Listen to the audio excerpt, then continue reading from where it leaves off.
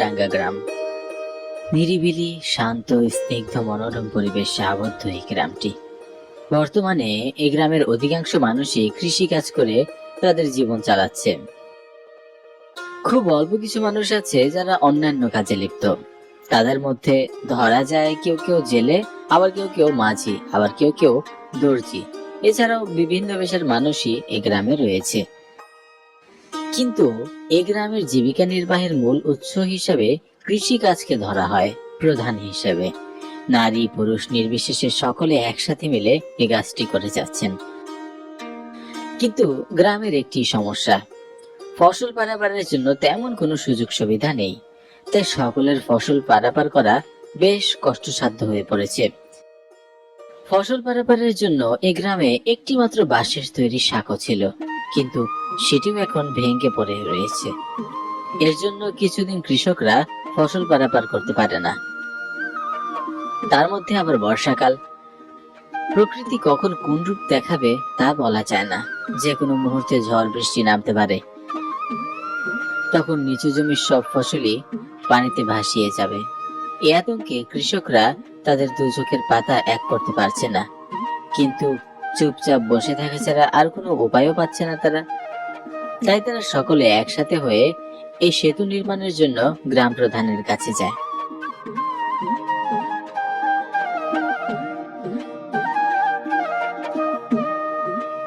আয় আয়, তোদের জন্য অপেক্ষা করছিলাম। তা বল, কি খবর? চাষাবাদ কেমন চলছে? হ্যাঁ। গ্রাম প্রধান মশাই, সবই তো আপনি জানেন। হুম, তা তো একটুখানি জানি বই। জমির ফসল কেটে গিয়ে আর ঘরে তুলতে পারছে না। আরেকদিকে বর্ষাকাল, কখন ঝড় বৃষ্টি শুরু হবে কেউ নির্দিষ্ট করে বলতে পারছে না। একবার বৃষ্টি হলে আমাদের নিজি জমির সব ফসল পানির নিচে ভেসে যাবে। সবই বুঝলাম। তাহলে তোরা এখন কি করবি বল? আমাদের একার তো আর সামর্থ্য নেই সাঁকো ঠিক করার। তাই আমরা সকল কৃষকরা তো বাড়িতেই বসে আছি, কি করব কিছুই বুঝে উঠতে পারছি না। তা তোরা এভাবে বসে থাকলে চাষাবাদও তো বন্ধ থাকছে। পরক্ষণে আমাদেরও তো অনাহারে প্রাণ যাবে। তাই তো আপনার কাছে আমরা একটি আবেদন নিয়ে এসেছি। আমার কাছে আবার তোদের কিসের আবেদন? গ্রামের মানুষের দিক বিবেচনা করে যদি আপনি আমাদের একটি সেতু তৈরি করে দিতেন, তাহলে আমাদের গ্রামের জন্য অনেক কল্যাণকর হতো।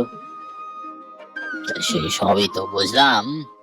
আম, তা কাজ কর, আমার একার পক্ষে তো আর এতগুলো টাকা দেওয়া সম্ভব না। তোরা গ্রামের সবাই মিলে টাকা তুলে সেতুটা তাহলে নির্মাণ কর। দেখা যাক, তাহলে আগামীকাল থেকে কাজ শুরু করে দিচ্ছি। আর দেরি করে তো লাভ নেই। তাই বরং ভালো হবে। কতদিন আর চাষিরা বসে বসে দিন কাটাবে?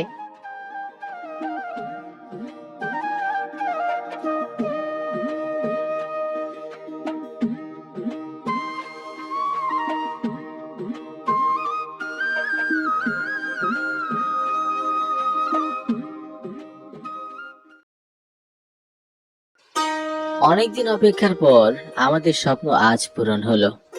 এখন থেকে চাষাবাদে আর কোনো বাধা থাকবে না। মুক্তভাবে চাষাবাদ করতে পারবো। আমাদের আর কোনো ভয় থাকবে না। ফসল নষ্ট হওয়ারও কোনো আতঙ্ক থাকবে না। আগে যেমন ভারী ফসল নিয়ে যেতে সাঁকো ভেঙে যাওয়ার আশঙ্কা থাকতো, এখন আর সেটা থাকবে না।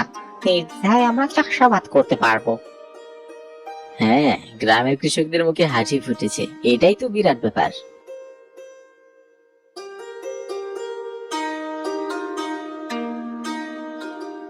সবাই মিলে কি এত সলা পরামর্শ হচ্ছে শুনি? ওই তেমন কিছু না গ্রাম প্রধান মশাই। সবাই মিলে এই সেতু নিয়ে কথা বলছিলাম। তা কি কথা শুনি? আমাদের স্বপ্ন পূরণ হয়েছে গো গ্রাম প্রধান মশাই। স্বপ্ন পূরণ, তার যে কি আনন্দ সেটা বলে বোঝাতে পারবো না। আগে এত হাসাহাসি করিস নে, পরে কেঁদে উকুল ভাবি না। তা কাটতে হবে কেন? গ্রামের মানুষের রক্ত পানি করা পরিশ্রম দিয়ে, টাকা দিয়ে সেই সেতু তৈরি করা হয়েছে। কে কেড়ে নিবে এটা? আমি আমার নিজের টাকা দিয়ে এই সেতু নির্মাণ করেছি, কেউ আমাকে একটি টাকাও দেয়নি। আর তাই কেউ আমার অনুমতি ব্যতীত এই সেতু ব্যবহার করতে পারবে না। তা কিভাবে হয়? আমাদের খেটে খাওয়া মানুষেরা যে টাকা দিল, সেই টাকার কোনো মূল্য নেই?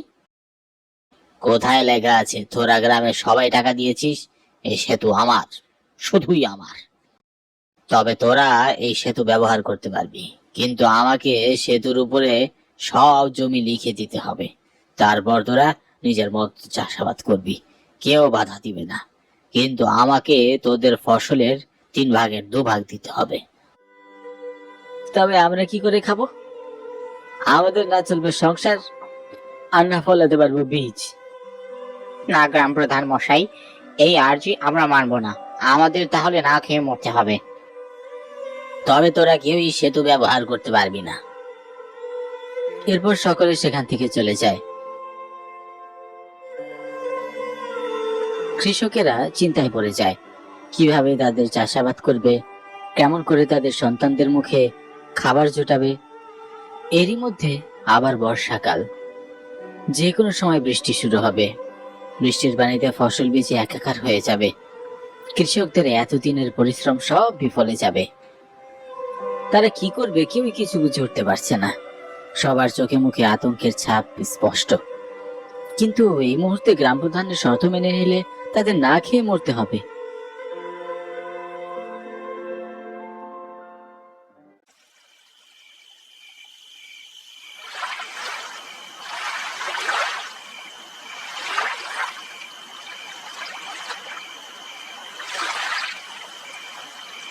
কার কত বড় সাহস, আমি নিষেধ করার পরও সেতুতে উঠেছে।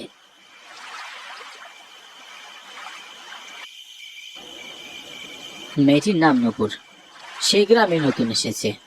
গ্রামের আচার আচরণ কিছুই জানে না সে। শহর থেকে তার নানু বাড়িতে বেড়াতে এসেছে।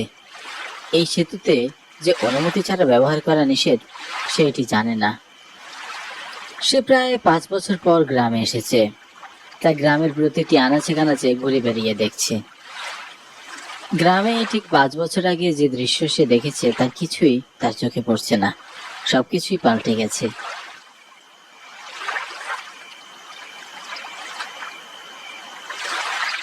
কি গো মেয়ে, বর সন্ধ্যাবেলা তুমি এইখানে কি করছো? জানো না এই সেতুতে পা দেওয়া নিষেধ? না তো, আমি কেমন করে জানবো? এই গ্রামে তো আমি প্রায় 5 বছর পর এসেছি। ভুল করে যখন সেতুতে পা দিয়েছো, তবে তার মূল্য তো তোমাকে দিতেই হবে। আমার ভুল হয়ে গিয়েছে গ্রাম প্রধান মশাই, আমাকে মাফ করে দিন। আমি আর কখনো সেতুতে পা দেব না। বললাম না, ভুল যখন করেছো তখন তোমাকে মূল্য দিতেই হবে। আমার কাছে তো কোনো টাকা পয়সা নেই। এইবারের মতো আমাকে ক্ষমা করে দিন দয়া করে। বেশ খানিকক্ষণ এ নিয়ে তর্ক হতেই এক পর্যায়ে গ্রাম প্রধান মেয়েটিকে ধাক্কা দিয়ে ফেলে দেয় ডাঙ্গায়। মেয়েটি সাঁতার না জানায় সে সেখানে ডুবে মারা যায়। মেয়েটি বাঁচার জন্য অনেক ছটফট করছিল, কিন্তু সে কোনো উপায় খুঁজে পায় না। গ্রাম প্রধান মেয়েটিকে ধাক্কা দিয়ে সেখানে মেরে চলে যায়। তিনি একবারের জন্য ফিরে তাকায় না। তিনি ভেবেছিলেন মেয়েটি সাঁতার জানে, পানি থেকে উঠে আসতে পারবে, কিন্তু মেয়েটি সেখানেই ডুবে মারা যায়।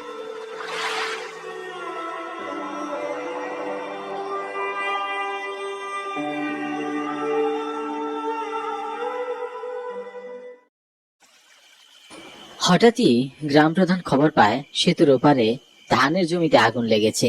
তিনি এই খবর পাওয়ার সাথে সাথে মুহূর্তেই আর দেরি না করে সেতুর দিকে রওনা দিলেন। কার এত বড় সাহস ধানের খেতে আগুন লাগায়? তার একদিন কি আমার একদিন।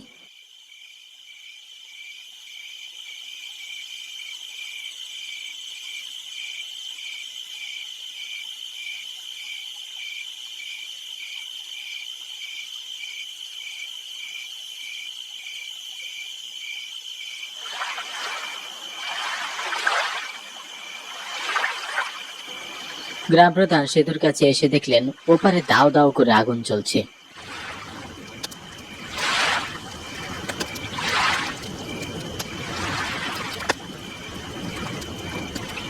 মুহূর্তেই পাল্টে গিয়েছে পরিবেশ।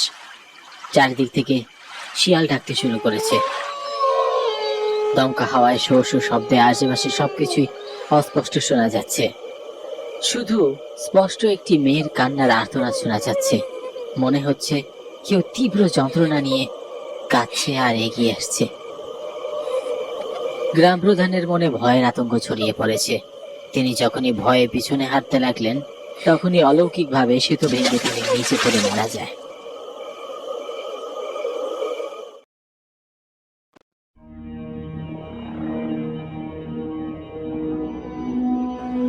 আমি অরবিন্দ ঘোষ। পড়াশোনা শেষ করে এই কিছুদিন হলো চাকরিতে জয়েন করেছি। চাকরিতে আসার পর থেকেই যেন চাপটা আরো বেড়ে গিয়েছে। সারাদিনের নানান কাজের চাপে মায়ের সাথে কথাই বলা হয়ে ওঠে না। মায়ের সাথে কথা বলার জন্য মনটাও বেশ অস্থির হয়ে থাকে। কিন্তু আজ হঠাৎই মা কল দিয়ে বলল, গ্রামে নাকি খুব অসুখ করেছে। কাউকে একবার সে অসুখ ধরলে আর ছাড়ে না, একেবারে মৃত্যু অব্দি নিয়ে চলে যায়। আমাকে বাঁচা বাপ, বাঁচা। এইভাবে কাঁদো কাঁদো কণ্ঠস্বরে মা আমাকে কথাগুলো বলেই ফোনটা কেটে দেয়। প্রত্যুত্তরে আমার একটি কথারও অপেক্ষা করে না। সাধারণত মা তো এমনটি করে না, তাহলে আজ কি হলো? হয়তো আতঙ্কে অনেকটাই ঘাবড়ে গিয়েছে। প্রায় মাস 6 হবে মায়ের সাথে দেখাও হয় না। যত দিন যাচ্ছে কাজের চাপ ততই বেড়ে যাচ্ছে। যখন একটু ভাবি কাজের ফাঁকে মায়ের সাথে গিয়ে দেখা করে আসব, তখনই উদ্ভট সব কাজ এসে হাজির হয় চোখের সামনে। আর তাই যাওয়াও হয়ে ওঠে না। তাই মায়ের সাথে দেখা করার আশা ছেড়েই দিয়েছিলাম। এইভাবে দিনের পর দিন চলতে চলতে যেন ভুলে গিয়েছিলাম যে গ্রামে আমারও একটি পরিবার আছে।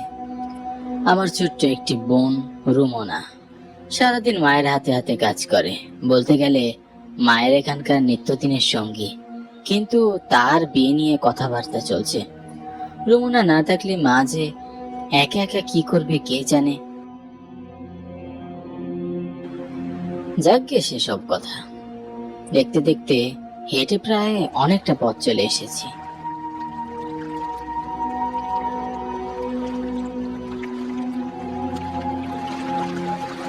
দাদা যাবেন নাকি?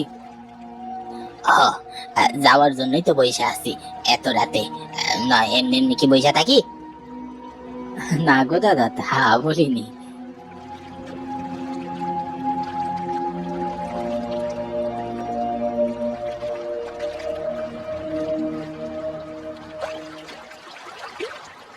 কি অবাক করা অপার সৌন্দর্য নিয়ে এই নদীটি।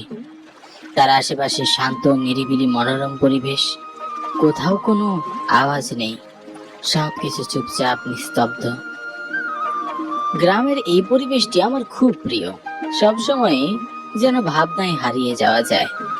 চারপাশে তাকালে যেন চোখটাই জড়িয়ে যায়। মন চায় দিনের পর দিন, মাসের পর মাস, বছরের পর বছর এই একদিকেই তাকিয়ে থাকি।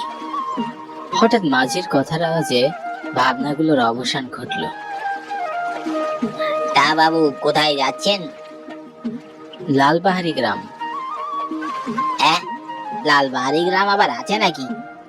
ওই তো এখন জঙ্গল হয়ে গিয়েছে। তুমি মনে হয় এখানে নতুন, তাই জানো না। তুমি নৌকা নিয়ে এগোতে থাকো, আমি তোমাকে চিনিয়ে দিচ্ছি। না গো, আমি তো চিনি লালবাহারি গ্রাম, তবে ওই গ্রামটি আর গ্রাম নেই গো, রাতারাতি জঙ্গল হয়ে গিয়েছে। বলো কি তুমি? হ্যাঁ গো। তবে আমার মাঝে বললো গ্রামে নাকি এক অজানা অসুখ নেমেছে। অত শত জানি না বাবু, তবে লালবাহারি গ্রাম যে নেই এটা ভালোই জানি। চলো যাই, দেখে আসি একবার। মাঝির কথাগুলো আমাকে বেশ ভাবাচ্ছে। রাতারাতি আবার গ্রাম জঙ্গল হয় কি করে? কিছু হলে তো মা অবশ্যই আমাকে জানাতো। শুধু তো বললো গ্রামে অসুখ করেছে।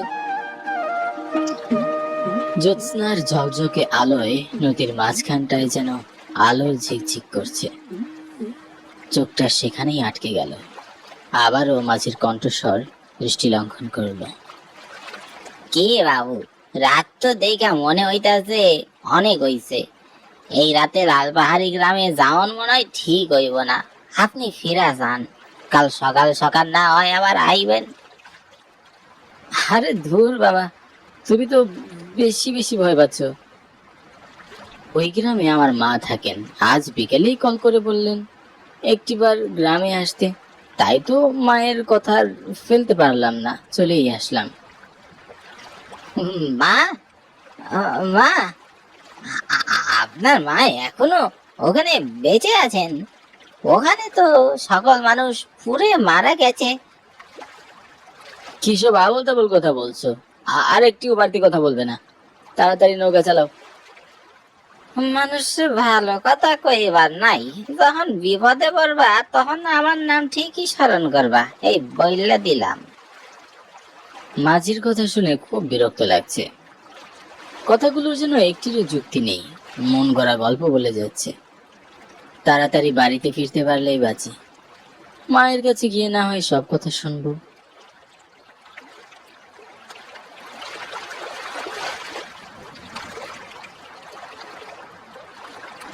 এই যে নেন, আপনার জায়গায় বসে দিলাম, দেখা শুনা যায়েন বাবু। আমি আর কোনো কথা না বলে মাঝির পাওনা টাকাটা দিয়ে হাঁটতে শুরু করলাম।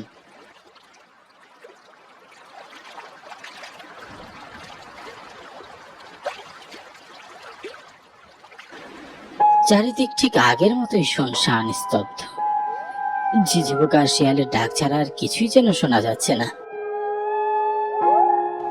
শিয়ালের ডাক শুনে মনে হচ্ছে শিয়ালের উৎপাত যেন আরো বেড়েছে, কিন্তু যতই এগুচ্ছি মনে হচ্ছে ঝোপঝাড় আমাকে ঢেকে ফেলছে। অন্ধকারে চারিদিকে কি আছে বোঝাও মুশকিল। কিছুক্ষণ আগে অব্দি জ্যোৎস্নার ঝকঝকে আলোয় চারপাশটা স্পষ্ট দেখা যাচ্ছিল, কিন্তু নৌকা থেকে নামতেই যেন নিছক কালো অন্ধকারে ছেয়ে গেল চারিপাশ। তবে আমার যতদূর মনে আছে 6 মাস আগে এমন ঝোপঝাড় ছিল না, ফাঁকা জরাজীর্ণ স্থান ছিল। হয়তো দিন যাচ্ছে তাই ঝোপঝাড় বাড়ছে, এই নিয়ে আর ভেবে লাভ নেই। মাঝির কথাটা যেন মাথায় গেঁথে গিয়েছে, তাই সবকিছু যেন রহস্য রহস্য লাগছে। আজব ব্যাপার তো, এতক্ষণ ধরে হাঁটছি তারপরেও এই ঝোপঝাড় থেকে যেন বেরিয়ে হতে পারছি না। তবে কি সত্যি মাঝির কথা সত্য? মাঝির কথাগুলো কিছুতেই মাথা থেকেই সরছে না, মনের ভিতরটা খচখচ করতে লাগলো। কিন্তু আগে কখনোই এমনটা হয়নি। হঠাৎই কারো উপস্থিতি টের পাচ্ছি, মনে হচ্ছে কেউ আমাকে অনুসরণ করে হাঁটছে। কিন্তু এত রাতে এখানে কারোরই তো থাকার কথা নয়। তবে কি? মনের সন্দেহ দূর করতে বারবার পিছন ফিরে তাকাচ্ছিলাম, কিন্তু অন্ধকারে কাউকে কোথাও দেখতে পেলাম না। মনের ভিতর অচেনা এক ভীতি কাজ করছে। কে কে কে কে পিছনে? আমি পিছনে ফিরে তাকাতেই দেখি একটি কালো ছায়া ঠাই হয়ে দাঁড়িয়ে আছে আমার সামনে। ছায়াটির দিকে তাকিয়ে যেন কথা বলার শক্তি আমি হারিয়ে ফেলেছি, হাত পা থরথর করে কাঁপছে। ঠিক তখনই চারপাশ থেকে কারো যেন কান্নার আওয়াজ ভেসে আসতে লাগলো।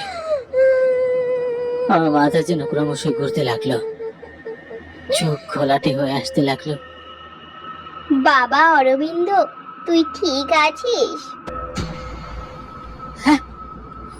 মা, তুমি তুমি এইখানে? হ্যাঁ বাবা, আমি। তুমি এখানে কি করছো? আর এখানে এত জঙ্গল কেন বলো? তোমার কোনো বাড়িঘর নেই কেন? আমি সেই কখন থেকে হাঁটছি, তারপর রাস্তা শেষই হচ্ছে না। এগুলো বলতেই মা কোথায় যেন উধাও হয়ে গেল। মা, কোথায় গেলে? ও মা! অনেক ডাকাডাকি করেও কোনো সাড়া শব্দ নেই মায়ের। চারদিকে আরো শুনশান হয়ে গেল, বাতাসের স্রোত বাড়তে লাগলো, শো শো শব্দে বাতাস বইছে।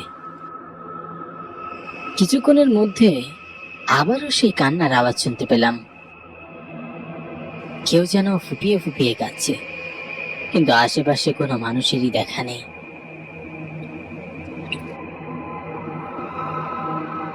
কে কে কাঁদছে? কেউ কোনো কথা বলছে না কেন? সামনে এসো, সামনে এসো দয়া করে। দাদা তুই এসেছিস? বোন, বোন কোথায় তুই? তোকে যে আমি দেখতে পাচ্ছি না। আমি আমার চারপাশে তাকিয়ে রয়েছি, কিন্তু কোথাও কোনো মানুষ নেই। কিন্তু স্পষ্ট আমার বোনের কণ্ঠস্বর আমি শুনেছি। বোনের আওয়াজ শোনার পর থেকে ভেতরটা আরো অস্থির হয়ে গেল। বোনকে দেখার চেষ্টাও বেড়ে গেল। কোথায় তুই বোন? সামনে আয় বলছি। দাদা, মা কোথায় গেল বোন? আর তুই এতক্ষণ কোথায় ছিলি? তোকে কেন দেখতে পাচ্ছিলাম না? তুই যখন শহরে তোর কাজের চাপে আমাদের খোঁজ নিতে পারছিলিস না, সেই সময় একদিন গ্রাম প্রধান আর মোড়ল মিলে আমাদের সকলকে জ্যান্ত পুড়িয়ে দেয়। আমরা রাতে সবাই ঘুমাচ্ছিলাম, কেউ জানতাম না গ্রামের সকল মানুষ সেই রাতে পুড়ে ছারখার হয়ে যায়। তাদের এই গ্রামের সব সম্পত্তির লোভ যেন কুড়ে কুড়ে খাচ্ছিল, আর সব ঘুমন্ত মানুষের বাড়িতে আগুন লাগিয়ে দিয়ে পালিয়ে যায়। এরপর থেকে গ্রামটা আর গ্রাম থাকে না, জঙ্গলে পরিণত হয়, আর নাম হয় লাল পাহাড়ির জঙ্গল। দাদা, দাদা তুই এর ন্যায্য বিচার করিস দাদা, ন্যায্য বিচার করিস দাদা। বিদায় দাদা, বিদায়। বোনে কথা বলেই উধাও হয়ে গেল। আমি 1000 বার ডাকার পরও কোনো সাড়া দেয় না। নিমেষেই অশান্ত পরিবেশ স্তব্ধ হয়ে যায়।